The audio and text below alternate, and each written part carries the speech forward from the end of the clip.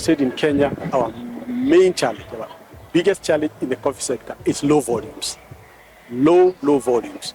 We are producing below 50,000 metric tons when we used to produce before 130, and the capacity is actually even 300,000 metric tons. And why is that? Because if you look at the data released last time by Agriculture Food Authority, the coffee directories, this showed that we have about nearly 280,000 acres of coffee.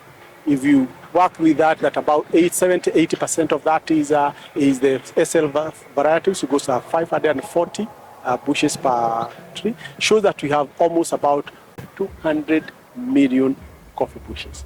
If you 200 coffee bushes, we're even to produce from now currently average of 2 to even 5 at 6, we'll move very quickly from 50,000 to 150,000 to 300,000.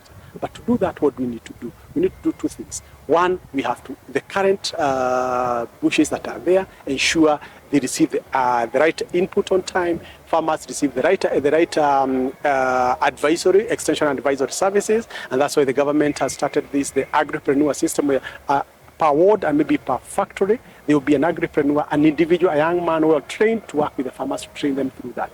And then secondly also, we also have to venture into the new areas. And we have seen that go very well now. We've seen new counties coming in. Actually, even the latest was Laikipia now is growing. We see Nyandarua also now growing coffee in the areas that border Laikipia and borders Nakuru County. So we also that coming in. We also, with the current strategy of increasing the production of Robusta, we also will see now the coastal counties and other counties also opening up to produce enough coffee. So I see a situation whereby we, in the next 3 years, we do all the things right. We should be able to move the current 50,000, about 100,000 in the next 3 years. We should be able to be 150, 200,000, as the government has said, but it requires a concerted effort from farmers, government, and all other stakeholders. And most important, like we had a conversation today, is also a bit on financiers. Currently, we only have like one structured financing for coffee, the Coffee Cherry Advanced Revolving Fund.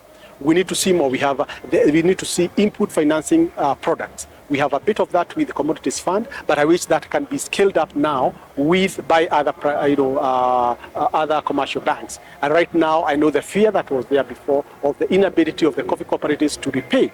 Now with the direct settlement system in place, whereby any debt is actually the first charge from the coffee sold, and that's guaranteed repayment to the farmers or to the financial institution, I think it opens up huge opportunities for financiers and other, whether it's commercial banks or fintech, to now innovatively develop coffee-based input and even trading products. So we're looking forward to an exciting way, because from a policy perspective, nothing stops anybody now to investing in the coffee sector. Let's make it big. There's huge opportunities, but there's a lot that we need to work on that.